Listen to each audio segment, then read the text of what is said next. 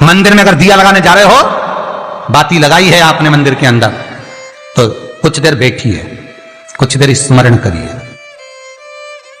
हमारे यहां तो यहां तक कहा गया है कि किसी मुर्दे को अगर जलाया भी जाता है तो कपाल क्रिया तक रुकना पड़ता है कि थोड़ा रुकिए, कोई पीछे से आकर कुछ कर ना जाए। दीप जलाएं, थोड़ी देर रुकिए। और दीप का भी नियम है महाराज, दीप का भी नियम है। दिए में जो फूल बत्ती लगती है, गोल बत्ती लगती है, गोल वाली, ये बत्ती हमेशा कोई विष्णु भगवान की पूजन कर रहे हो, शिव जी की पूजन कर रहे हो, कोई अन्य देवता का अगर आप स्मरण कर रहे हो तो गोल बत्ती लगाई जाती है। भगवान के मंदिर में पूजन कर रहे हो तो गोल बत्ती लगाएं। लंबी बत्ती, लंबी वाली जो बत्ती होती है लक्ष्मी की पूजन में, देवी पूजन में, जितनी भी माताओं की आप पूजन करोगे, जितनी भी देवियों का आप स्मरण करोगे, उसमें लंबी बत्ती का प्रमाण है। पितरों की पूजन में लंबी बत्ती का प्रमाण है। पितरों को कभी गोल बत्ती नहीं लगती। आप मटके के पास में, परिंदे के पास में, जल के पात्र के पास में कोई भी अगर दिया लगाएंगे तो वहां गोल बत्ती रखकर लगाएंगे तो घर में लक्ष्मी नहीं टिकेगी।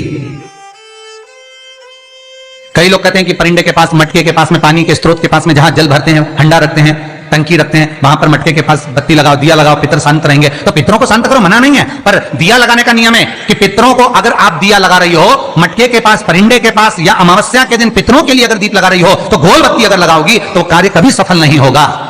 घर में लक्ष्मी नहीं टिकेगी, संपदा नहीं रहेगी, घर में कोई ना कोई बीमार पड़ा ही रहेगा। धन आएगा जाएगा, टिकेगा नहीं। इसलिए पितरों के लिए अगर दिया लगाना है, पूर्वजों के लिए दिया लगाना है, पितरों के लिए अगर दीप लगाना है तो लंबी बत्ती लगाइए, लंबी बत्ती। महाराज लंबी बत्ती का प्रमाण हमारे यहां शास्त्र का, गोल बत्ती का प्रमाण। और सुंदर चरित्र कहा, यदि आपके जीवन में बहुत ज्यादा लक्ष्मी से तकलीफ है, कष्ट बहुत ज्यादा है, या संबंध खराब हो रहे हैं, बहू और बेटों के संबंध खराब हो रहे हैं, अदालत में बात चली गई कि लड़की और लड़के का तलाक होने वाला है, बहू अपने घर जाकर बैठ गई, आने को तैयार नहीं है, जमाई अपने घर रह गया, लड़की को लाने को तैयार नहीं है, सास बहू में आपस में तनमन चल रही है, प्रेम बिल्कुल नहीं है, या लक्ष्मी आती ही नहीं, बहुत कष्ट है, जमीन जायदाद पड़ी बिक नहीं रही, तो एक काम करना, इतना दुख अगर आपके जीवन में है तो कार्तिक के महीने तक रुको, और कार्तिक का महीना आए, त्रयोदशी तिथि आए, कोई सा भी हो, सोमवार, रविवार, मंगल, बुध, कोई सी भी त्रयोदशी, प्रदोष, कोई सी भी प्रदोष तिथि आए, उस दिन तुलसी की लकड़ी, पहले से तुलसी आपके घर में अगर सूखी हो, तुलसी सूख गई हो, तो उसकी जो लकड़ी होती है, उस लकड़ी का 7 लकड़ी का बंडल बनाकर दीप बना लो। लकड़ी का दीप मतलब लकड़ी, पतली पतली डालियों को लेकर कच्चे सूत से उसको बांधो और बांधकर घी में डुबक दो। कार्तिक के महीने में शुक्ल पक्ष की त्रयोदशी तिथि जब आए, प्रदोष का जब व्रत आए, उस दिन भगवान के मंदिर में, शिव मंदिर में नहीं, भगवान किसी भी देवता के मंदिर में, विष्णु के मंदिर में, नारायण के मंदिर में, कृष्ण मंदिर में, राम मंदिर में, किसी भी मंदिर में, मंदिर ना हो तो अपने घर के मंदिर में शाम के समय पर उस तुलसी की लकड़ी का दीप, दिया भरकर उसमें घी डालकर जो दीप प्रकट कर देता है, जला देता है, दीप को प्रज्वलित कर देता है, उसके घर में कभी संपदा की कमी नहीं होती। महाराज विष्णु पुराण में स्पष्ट लिखा है। इसलिए शायद कहा जाता है कि भगवान को सर्वश्रेष्ठ कौन सा चंदन अच्छा लगता है। आपको पहले भी कथा में कहा, आगरा की कथा अगर किसी ने सुनी होगी तो उसमें वर्णन किया, भगवान को सर्वश्रेष्ठ चंदन कौन सा, भगवान को सर्वश्रेष्ठ चंदन कौन सा प्रिय है, वो कौन सा चंदन है जो भगवान विष्णु को लगाएं, राम को लगाएं, कृष्ण को लगाएं, वो कौन सा चंदन है जो श्री हरि को लगाया जाए।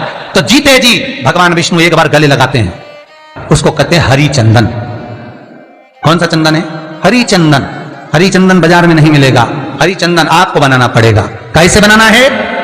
तुलसी जब सूख जाए उसकी जड़ को निकाल लिया जाए, वो जड़ को पानी में धो लिया जाए, धोने के बाद उसको सिलबट्टे पर, पत्थर पर घिसा जाए और घिसकर उसमें थोड़ा सा कुंकू, रोली डालकर तैयार कर कर जो भगवान विष्णु के मस्तक पर, कृष्ण राम के मस्तक पर लगा देते हैं और उसकी एक बिंदी अपने हृदय पे लगा लेते हैं। जीते जी भगवान एक बार उसको गले लगाते ही हैं।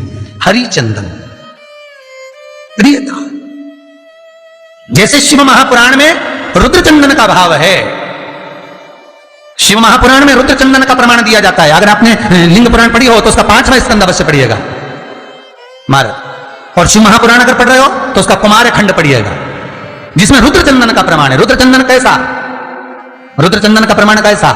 तो महाराज कहा चंदन घिसकर, पीला चंदन घिसकर उस चंदन को 3 मुखी रुद्राक्ष पर लपेट लिया जाता।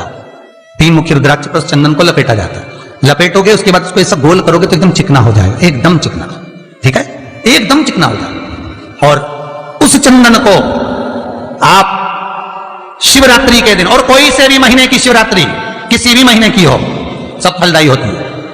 अगर आप पंचांग में देखेंगे तो शिवरात्रि लिखी हुई आती है, हर महीने शिवरात्रि पड़ती है। किसी भी महीने की शिवरात्रि पर रुद्र चंदन अर्थात जो चंदन का आपने 3 मुखी रुद्राक्ष में लेपन करा है, उसका गोला बनाया है, वो चंदन अच्छा मोटा मोटा कर लेना, अच्छा बढ़िया, ऐसा नहीं थोड़ा बहुत ही लगा, पूरा रुद्राक्ष दिखना नहीं चाहिए, पूरा लपेट कर उसको शंकर के शिवलिंग पर ले जाकर रख दीजिए और फिर धीरे धीरे शंकर भगवान का जल अभिषेक करना प्रारंभ कर दीजिए। वो चंदन पूरा धीरे धीरे शंकर के शिवलिंग पर डलना चाहिए।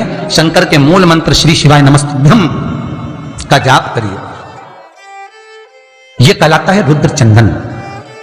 इस चंदन के अभिषेक से महाराज जो काम नहीं होता आप कर कर उस कार्य को प्राप्त कर सकते हो, सिद्ध कर सकते हो। रुद्र चंदन, हरि चंदन, रुद्र चंदन, ये वो चंदन है जो जीवन का सुख प्रदान करने वाले हैं, हरि तत्व देने। उम्मीद है यह वीडियो अच्छी लगी होगी।